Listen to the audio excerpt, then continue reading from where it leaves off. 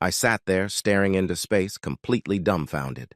My wife of 10 years, Sarah, had just suggested something that shattered every notion I had of our marriage. Her words hung in the air like a poison I couldn't escape. She wanted me to let her sleep with other men for a week. My mind reeled. How could the woman I'd shared a life with, built a home with, possibly suggest something so demeaning?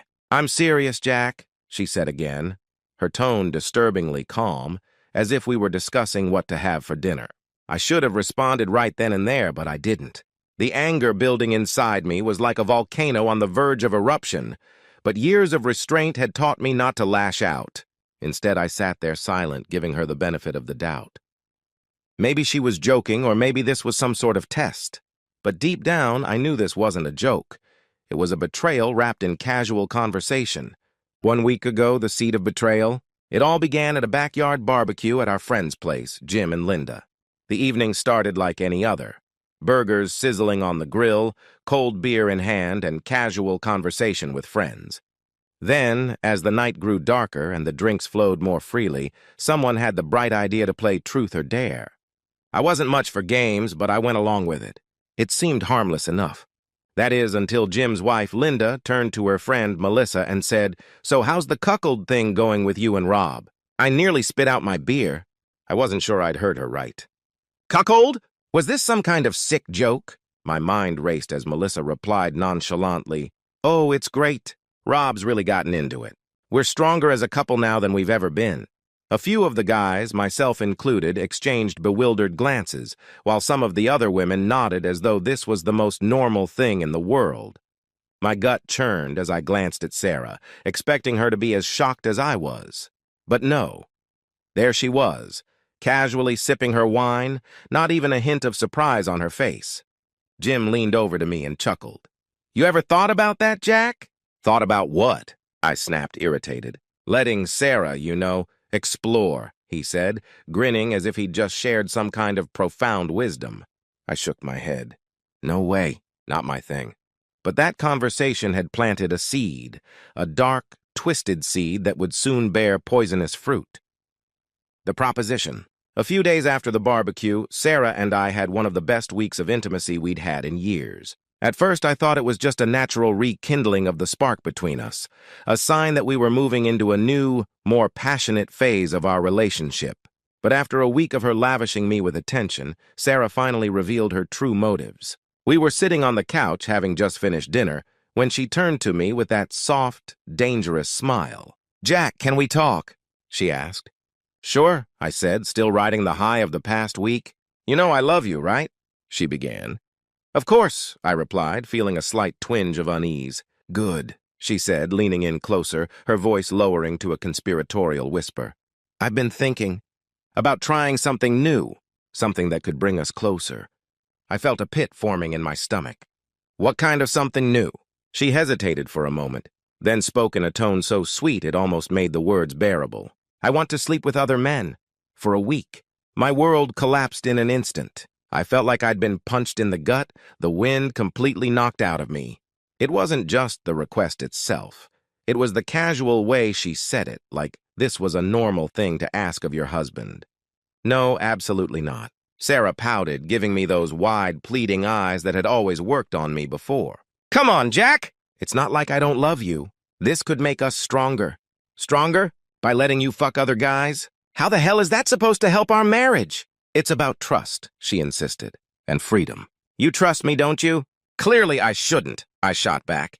"Because no woman who truly loves her husband would ever ask him to humiliate himself like this." Her expression darkened, and for the first time I saw something cold and calculating behind those eyes. "Well, maybe you're just not as open-minded as I thought." And with that, she got up and left the room, leaving me alone with my thoughts, my anger, and the unbearable sting of betrayal. A plan forms. That night I couldn't sleep. I lay awake, staring at the ceiling, trying to make sense of everything. Was our marriage really so fragile that Sarah believed this would help us? Or had she already decided that I was weak, that I could be manipulated into accepting anything as long as it was wrapped up in some twisted idea of love? The more I thought about it, the angrier I became. But then something clicked. If Sarah was willing to go so far as to suggest this, I needed to go even further. I needed to show her exactly how cruel and devastating this kind of betrayal could be. I wasn't going to sit back and let her destroy our marriage. No, I would destroy her first. The setup. Over the next few days, I played the part of the conflicted but understanding husband. I pretended to consider her proposition, even going so far as to ask questions like, how would this work? And who would you be with? Each time she answered, her excitement grew. She was completely oblivious to the fact that I had already started planning my revenge. My first step was to contact Sarah's best friend, Jenna. I knew Jenna had always had a thing for me, even if she'd never acted on it. And now I was going to use that to my advantage. It didn't take long for Jenna to agree to meet up. She thought I was asking for advice about Sarah's proposition, but in reality, I had something far more sinister in mind. We met at a bar on the other side of town, far away from prying eyes. I laid it all out for her, how Sarah had asked me to be a cuckold, how hurt and betrayed I felt, and how I needed someone to help me get back at her. Jenna hesitated at first, but after a few drinks, she was more than willing to play along. We ended up back at her place, and for the first time in our marriage, I cheated on Sarah. But this wasn't just about cheating, it was about planting the seeds of her downfall. I took pictures. Lots of pictures. The betrayal. The following week, I told Sarah I had come around to the idea of her sleeping with other men, but on one condition, she had to let me take her out on a special date first, a sort of last night together before she embarked on her little adventure. She was thrilled. The prospect of freedom, of indulging in her fantasies, had her practically glowing. She agreed to my request without hesitation. The night of our date, I took her to a fancy restaurant, one of the best in town. We drank, we laughed, and for a few hours it almost felt like things were normal again. But I knew better. After dinner, I took her to a hotel. She thought it was just a romantic gesture, a way to end the night on a high note before she set off on her week of exploration. But as soon as we stepped into the room, I pulled out my phone and showed her the pictures of Jenna and me. Her face went pale. "What? What is this?" she stammered, her voice shaking. "This," I said coldly, "is what betrayal looks like." She stared at the images, her eyes wide with shock and horror. You cheated on me? You wanted freedom," I replied, my voice dripping with venom. "I just gave you a taste of what that feels like." Tears welled up in her eyes, but I didn't care. "You wanted to screw other men? Fine. But now you'll know what it's like to be on the receiving end of that betrayal." She tried to protest, to explain that it wasn't the same, but I wasn't interested in hearing it. I had her right where I wanted her, and I wasn't done yet. The cruel twist. The next morning, I handed her divorce papers. She was still in shock, barely able to process what was happening. "Sign them," I said, my tone cold and final. "Or I'll make sure everyone sees these pictures." Her eyes widened in horror. "You wouldn't." "Try me," I said, locking eyes with her. "You wanted to play games, Sarah. Now we're playing by my rules." She had no choice, tears streaming down her face as the reality of her situation sank in. I had stripped her of everything, her dignity, her fantasies, and now her marriage. But I wasn't done yet. Before the final blow, before Sarah had even finished signing her name on the divorce papers, I took the stack from her trembling hands and placed it neatly into my briefcase. Her tears were still falling, her face twisted with disbelief and pain. But it was too late for sympathy. I was no longer the man who would bend over backward to save our marriage. That man had died the moment she suggested turning me into her plaything for the sake of freedom. "You thought this was all a game, Sarah," I said, my voice cold and devoid of any emotion. "But you forgot one important rule. Actions have consequences." She started to say something, but the words caught in her throat. I watched her, part of me reveling in her broken state, part of me disgusted by how easily she had shattered everything we had. "Jack, please," she choked out, her voice barely a whisper. "We don't have to do this. I made a mistake. I see that now." I scoffed. "A mistake? That's putting it lightly, don't you think? You didn't just make a mistake. You planned to destroy our marriage with your little fantasy. You wanted me to sit back and watch while you indulged yourself with other men. And now that the tables have turned, you're suddenly regretful?" She shook her head frantically, her lips quivering. "I wasn't thinking straight. I thought we needed something more." "More?" I snapped. "What you needed was honesty, loyalty, and respect. But you threw all that away for what? A week of sleeping around? I guess it wasn't worth it after all." Her sobs filled the room, but I didn't flinch. The sympathy I once would have had for her was long gone. All I saw now was a woman who had betrayed me in the cruelest way imaginable. Taking everything away, the revenge I'd orchestrated wasn't just about cheating on her and serving her divorce papers.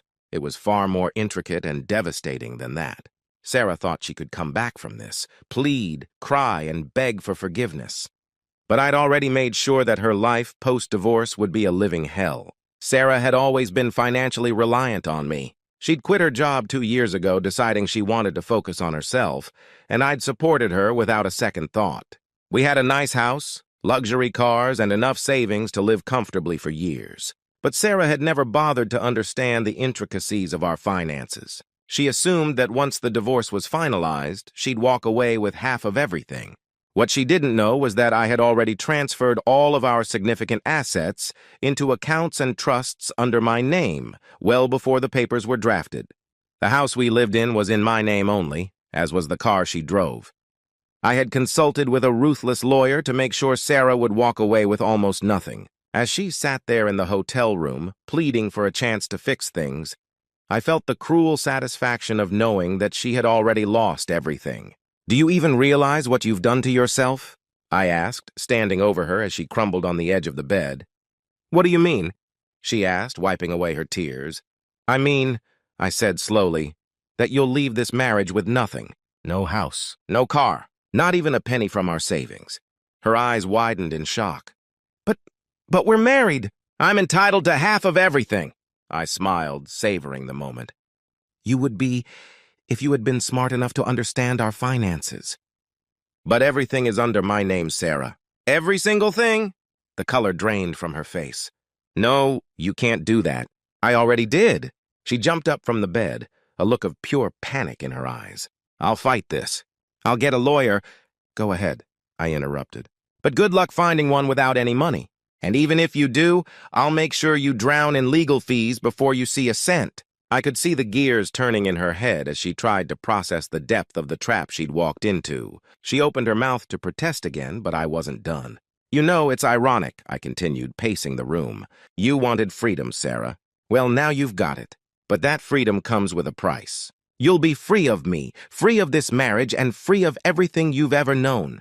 Her knees buckled, and she collapsed back onto the bed, the weight of her choices crashing down on her. A public spectacle. Once I was sure Sarah understood the gravity of her situation, I moved on to the final phase of my plan, public humiliation. I knew Sarah prided herself on her social circle. She was always posting pictures of our perfect life on social media, pretending to be the doting wife, the successful woman who had it all. She lived for the approval of others. So I made sure that when I left her, she wouldn't just lose our marriage, she'd lose her reputation too. I had prepared a video compilation, the photos of me and Jenna, along with recordings of Sarah admitting to wanting to sleep with other men. I sent the entire file to our closest friends and family members, with a note explaining that Sarah had asked me to be a cuckold and that I had responded in kind by cheating on her. It didn't take long for the phone calls and text messages to start pouring in. Sarah's phone buzzed incessantly as she sat in the hotel room, her face a mask of disbelief as she read the messages from her friends. "What the hell did you do?" she whispered, her voice barely audible. "I just told the truth," I said with a shrug. "The same truth you were so eager to share with the world when you thought your adventure would begin. Now everyone knows who you really are." The look on her face was priceless, an expression of utter devastation, realizing that the image she'd spent years cultivating was now in ruins. Her friends, our family, even casual acquaintances, they all knew the real Sarah now, and I had made sure of it. The aftermath. I left Sarah in that hotel room, broken and humiliated, with nothing but the clothes on her back. I never looked back. The divorce was finalized quickly. She didn't have the resources to fight me. And as I'd promised, she walked away with nothing. For the first few weeks after the divorce, I heard rumors about her. She tried to stay with friends, but most of them had abandoned her after learning about her betrayal. She eventually found a small apartment, barely able to afford the rent on her own. She struggled to find work, her once influential social circle now reduced to a handful of acquaintances who pitied her more than they respected her. As for me, I thrived. I moved on, met new people, and rediscovered a life free of the toxic deceit that had once tainted my marriage. I knew I had been ruthless, cruel even, but I didn't regret it. Sarah had made her choice, and she had learned the hard way that betrayal doesn't come without consequences. The last I heard, Sarah had taken a job as a receptionist at a local firm, barely scraping by. She had lost the life she had once cherished so much. The comfort, the security, the love of a man who had been willing to give her everything. All because she wanted more, and now she was left with nothing.